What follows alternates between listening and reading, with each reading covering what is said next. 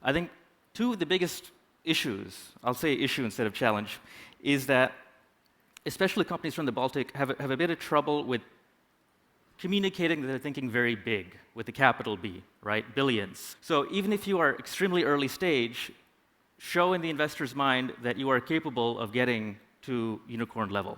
In a fundraising deck, we want to be less modest and more showing off or more bragging, right? Show off your traction early. Show off your amazing team members. It's not a time to be modest. It's a time to really show off and show that you are one of the 3 out of 10 that will be a unicorn in the future. Deep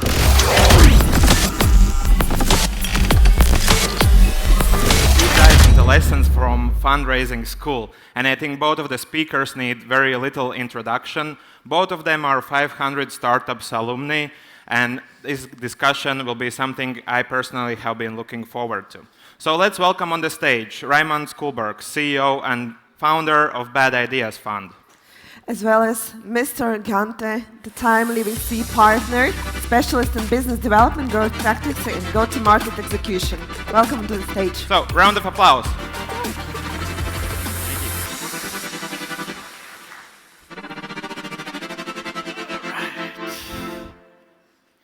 Nice, we're good to go. Whew, it'll be a nice conversation. First off, I met Suhas when I was at 500 Startups a few years ago in San Francisco. So first question, Suhas, what brings you to Riga? How come you ended up here? That's a good question. You know, I'm originally from Washington, D.C. I'll tell you a little bit about my startup journey and how I ended up in Riga, in Latvia. So in DC, after university, I ended up moving to San Francisco as a suit and tie wearing management consultant. And walking around the streets, I saw everybody with shorts and t-shirts my age working on these things called startups. And I said, wow, I got to get out of the suit and tie and get into the startup world. So I ended up joining a company, very, very, very early stage, very scrappy in the health tech space. We went through 500 startups.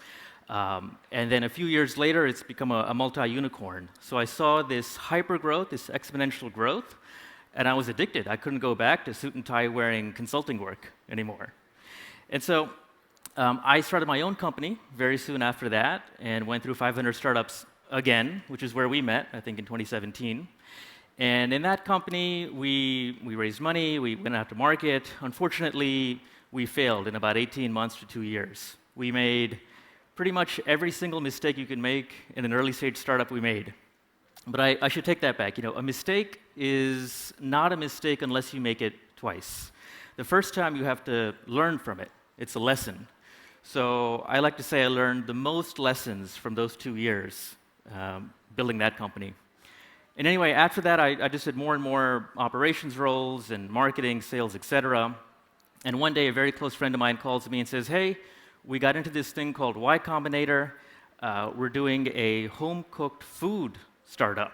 So basically, Raymond, if you make pasta at home, I come to your house, I pick it up, I sell it for 10 euros, and I give you 7 euros. Imagine that on a very large scale.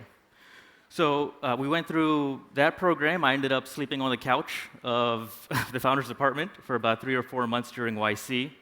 And YC is an extremely intense process to go through. And again, after a few short years, that company is now Series B backed, 70 million or so by Andreessen Horowitz. And I was getting a bit too old. Unicorn. We'll see. We'll see. But basically, I was getting a bit too old to sleep on couches.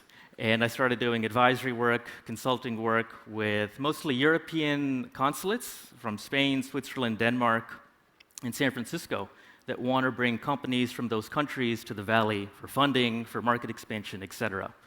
And I fell in love with the Spanish culture, and I live in Madrid.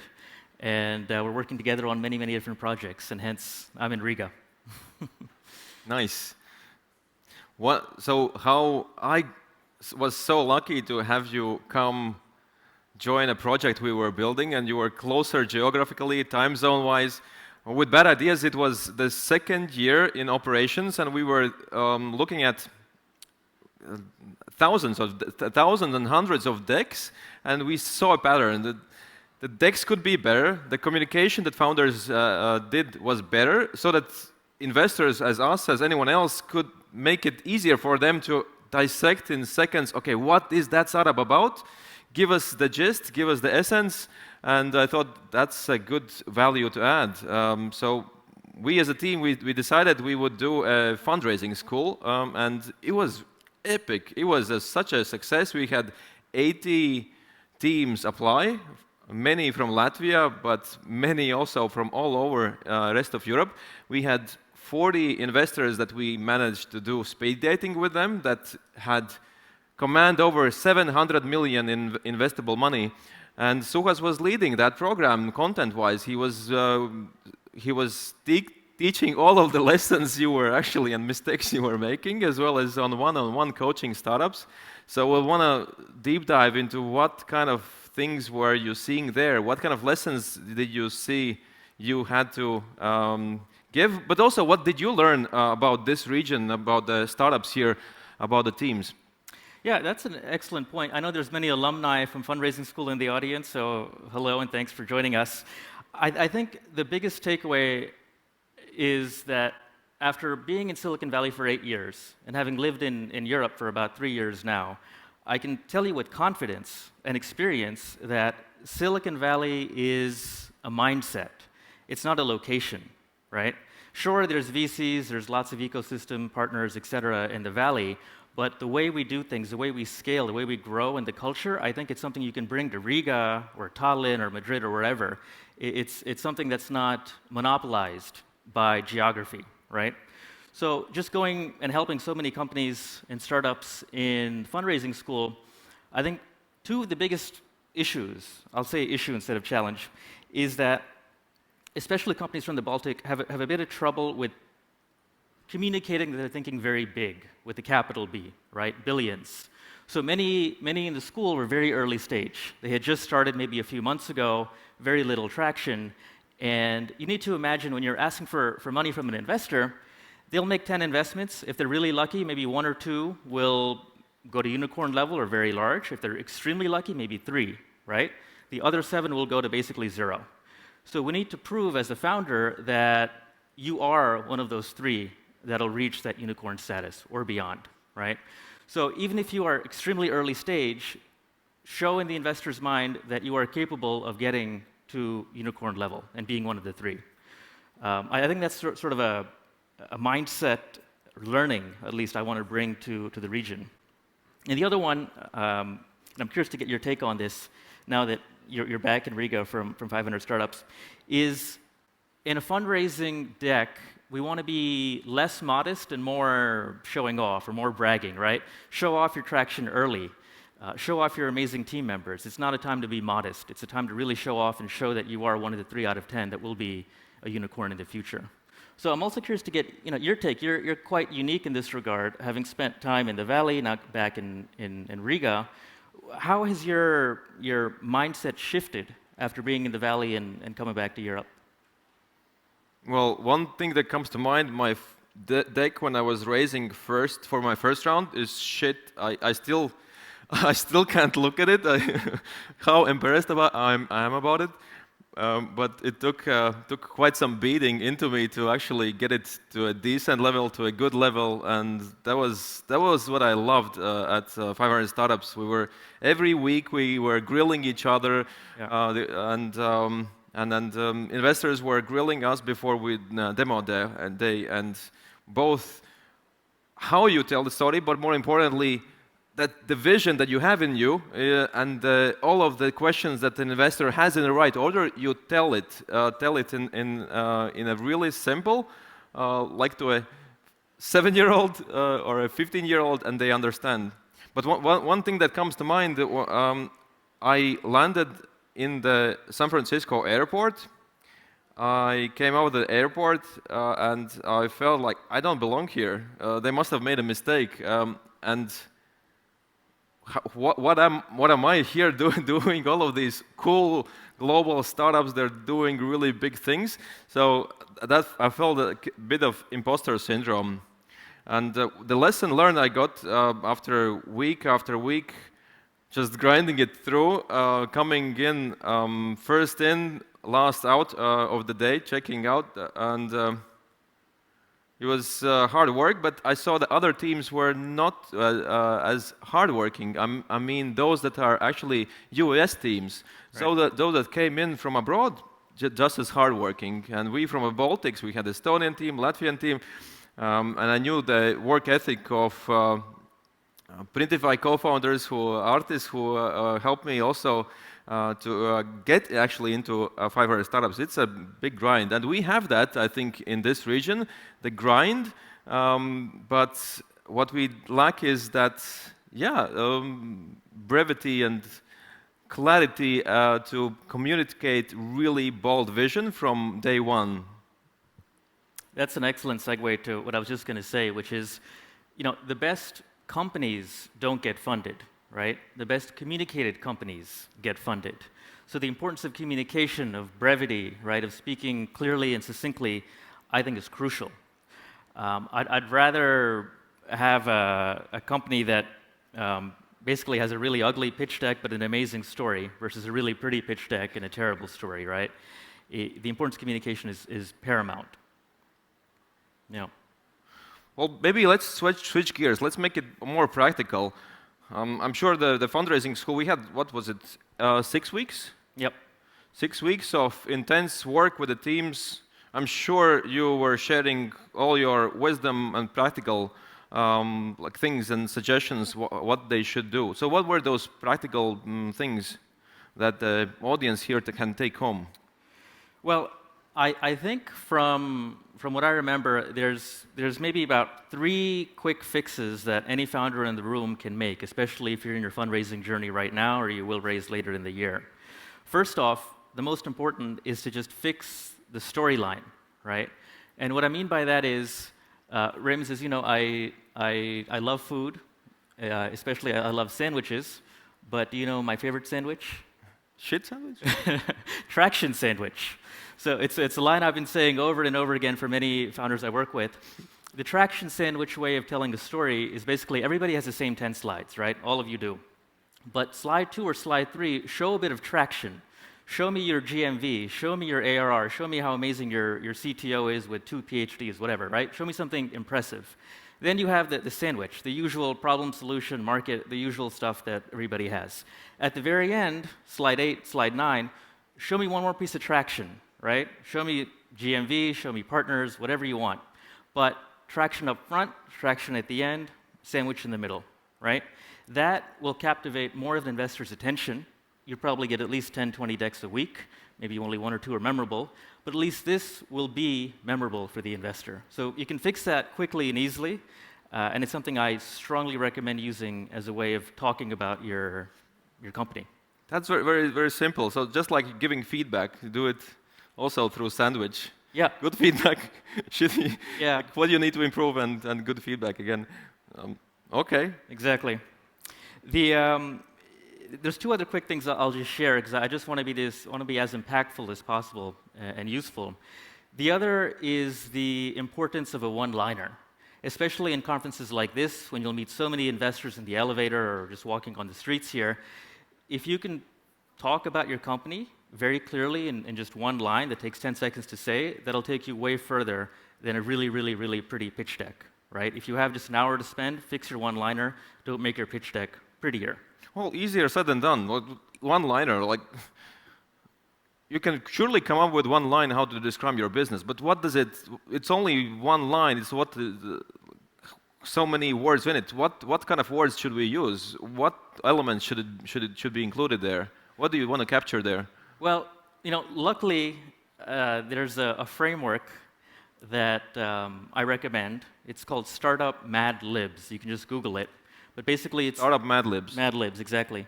And so it's just a way of talking about your company, what it does, who it serves, and the secret sauce, which is the most important part of your one-liner. What makes you special? What makes you stand out? And this is something, I'm personally... So what you do, yeah. What problem it solves, how, the secret sauce? What you do, what the problem is, to whom you're selling to, and your secret sauce at the very end. And squeeze it in as few words as possible. Ideally. Okay. It's difficult, I know. So it's a difficult thing, and it's something I'm passionate about. So I ended up taking a weekend and putting together a GPT that specifically helps you craft this one-liner and gives you a rating from 1 to 5 and helps you just make it as good as possible. Does it work? It works really well, yeah. We've had many people in the audience use it. So where can they get this? I think on the GPT store and ChatGPT, or you could LinkedIn me and I can share it with you. Okay, LinkedIn him, ask him for the GPT. I'm sure it will come in handy. Okay, so building on this, startup Mad Libs as a way and framework to tell your one-liner. Right. One thing I've noticed about myself, as well as when looking at pitch decks and speaking to founders, is that there is this temptation to speak about your startup as something special, as something squeezing in as many details as possible just to show that your startup is special. But at the first, what I see that actually works best for an investor who has an attention span of a 10-year-old, right? You want to speak in as simple language as possible, dumb it down. And you don't want to stand out at the first one-liner, first 30 seconds that you're speaking. You actually want to just put it in the right shelf for him in his brain. He might have had a conversation with another person, with another founder who's pitching them a B2C software, social media app somewhere, and now you're pitching something else. He's still thinking about that last startup. What you want to do is rinse his palate. Just speak about, in simple terms, what customers you're serving, what problem you're solving, what is that market, what's the secret sauce, that's it. Right. Right? Exactly. That's it. Okay. I totally subscribe.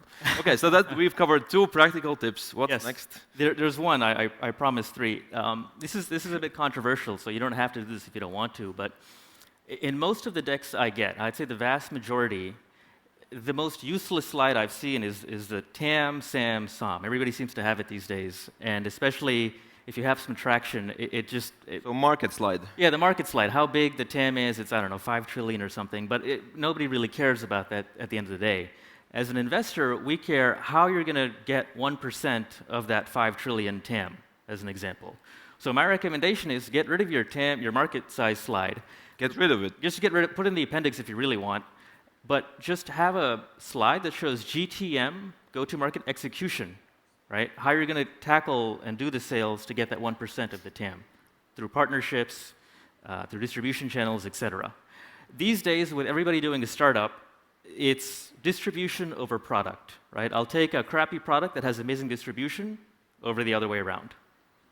So a mediocre, a meh product, but with really good distribution, that's what you think investors will go after. And just, I mean, there's examples in the market already. I mean, for example, I really prefer Slack, as I know you do too, over Microsoft Teams. But Teams has far better distribution than Slack, right? Because of Microsoft. So the Teams installations has gone exponentially higher than Slack right now, right? So if you look in the market with your own areas, your own industries, you'll see examples like this abound. So I'd really emphasize in your slide decks, show distribution strategy, show GTM execution, more so than how big the market is.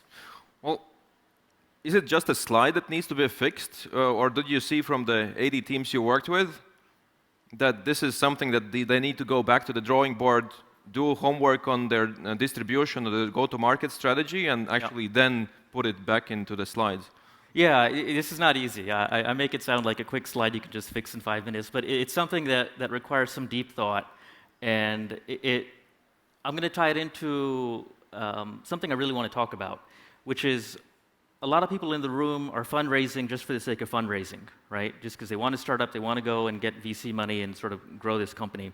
In my personal opinion, my own experience, the only reason a company raises money in the angel, pre-seed, seed round is simply to run growth experiments. You need to have some capital to run Facebook ads, to run Reddit ads. This is the next goodie, yeah? Yeah. Run experiments. What do you mean run experiments? Basically, when you have a company, you have to figure out how you can make a flywheel effect, how you can get that J-curve, right, the exponential growth every investor wants. And so for every company I've been with, we've run a successful company, we've run experiments on a monthly basis. I'm talking 5, 10 experiments, Things like putting coupon codes on car windshields, as an example. Facebook ads is a classic example. Going to marketing events, right? So experiments, specifically trying to figure out how you get customers. Right. Yeah, figuring out how you grow the company. What you'll find is... So is it a years-long experiment? Is it we do this today, we do this week? The earlier you are, I think the shorter time frame you have to run these experiments because you don't have much capital to spend on some of these experiments, right? I remember we had an experiment spreadsheet template that the 500 Startups team shared with us.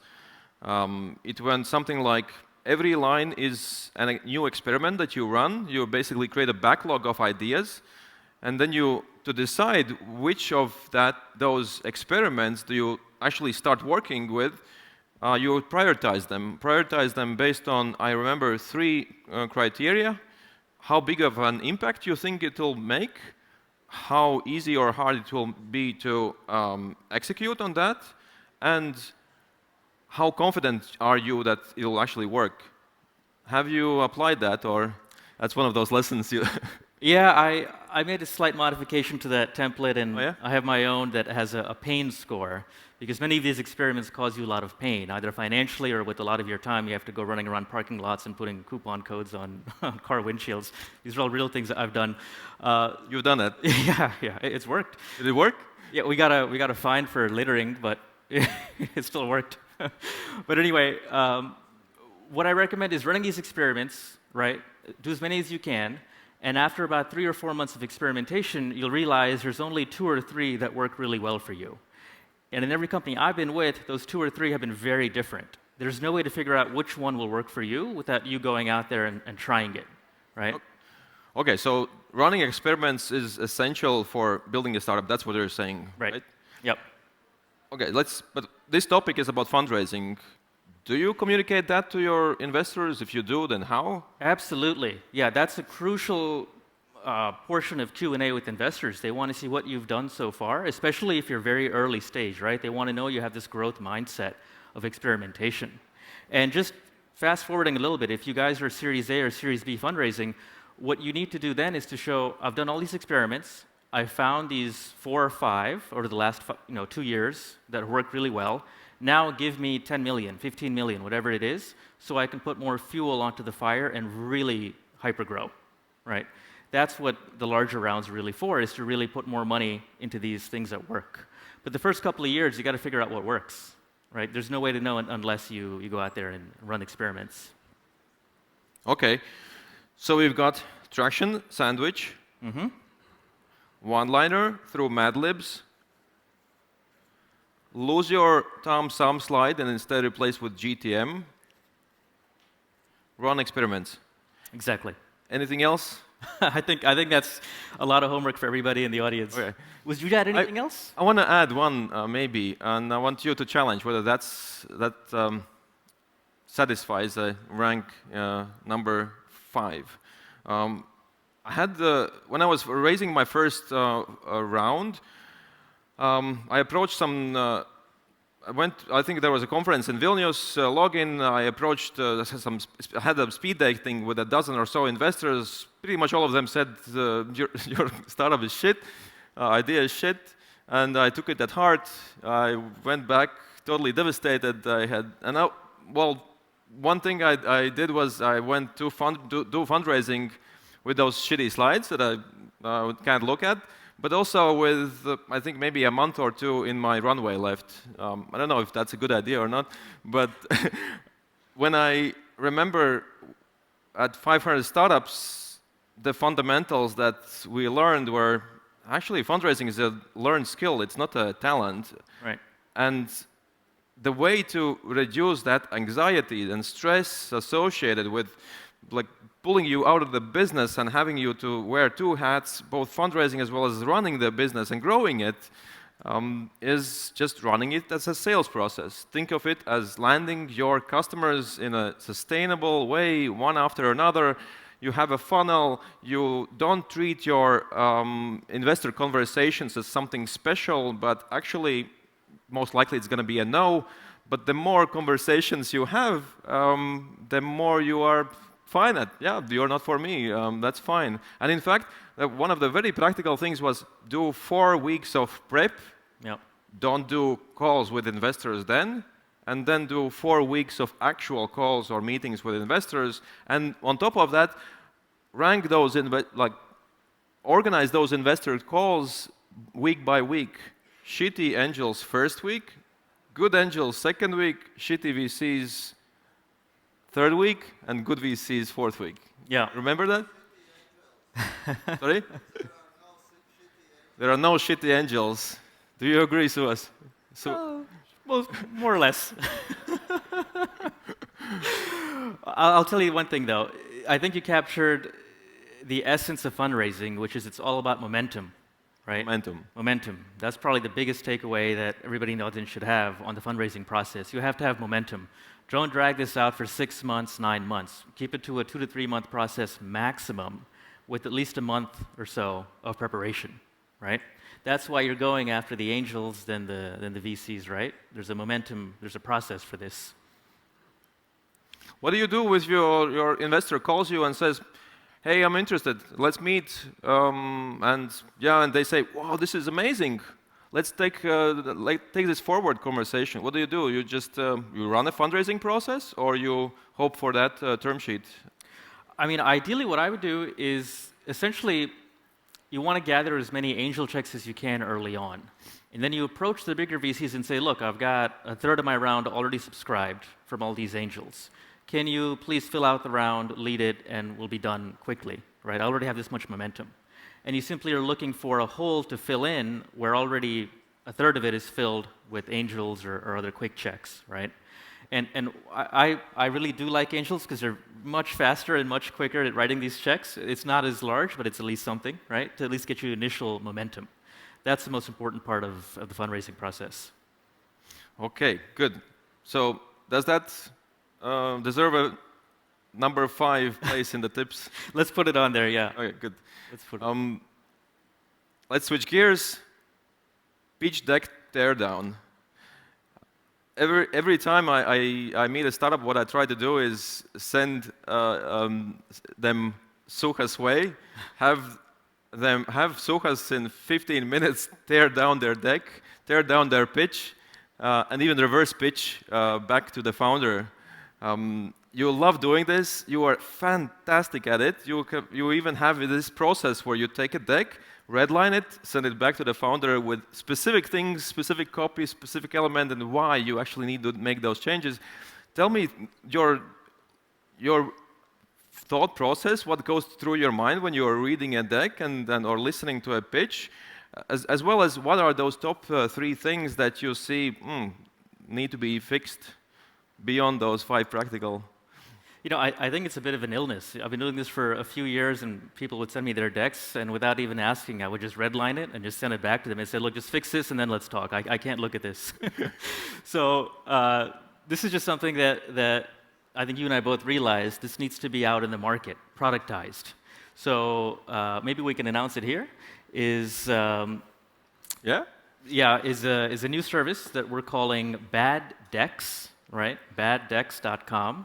And you can go online, you can sign up, and I think there's even a promo code for all the attendees here called Techchill, which is half off of the prices there. But we'll basically redline the deck, we'll do a proper storyline, and we'll even design it nicely for you, right? But we'll emphasize the storyline. So it's something that we think is really needed in the market to help fix these really bad decks, because honestly, most of the decks we get are quite bad, but they're fixable. Right? Number 1 is getting the storyline right. Traction sandwich, right, as I mentioned earlier, I think is crucial to keeping interest of the investor. And then getting the right kind of distribution strategy in the deck from the get-go. I think that's probably the biggest takeaways you can get from this sort of a service with bad decks. I'm so excited about this. Yeah. I always feel bad about taking advantage of your time, ask how much I can ask, how much founders can ask from your time, but this is so awesome that you and we are productizing this so that more founders can get benefit from your teardown skills. And one thing I wanted to emphasize is we've seen many of these sleek and really nice and beautiful slides. I suppose well, one of the secrets that many maybe don't realize, and I wonder whether you agree, that a good slide or a really nicely designed slide is not the goal. What is the goal? What do you need in it? What does a good deck mean or pitch mean? Yeah, if I had an hour to fix the decks, I would not really focus on making the icons really pretty or the colors stand out. I would really focus on the storyline. I think this is the word I've said at least 20 times now, but the storyline is just so crucial for a deck of how you tell the story and get the investor excited. So think of it almost like a graph, like get them really excited with the traction up front, show them the usual things you show in a sandwich, and then end with more traction, right? So just talk about that, and more specifically, talk about the experiments you're going to run over the next 18 months with the money you'll get from investors. Show them what milestones they'll achieve in the next 18 months, be it customers, countries expanded to, etc. And then just finally show them that you are the team to do this. You're going to be one of the 3 out of 10 that's going to hit unicorn status, right, from the investor's mindset. Awesome. It's been a pleasure. Suhas, where can people find you? Probably the easiest way is LinkedIn. LinkedIn me, I'll send you the discount code, which is Techchill for BADideas.fund.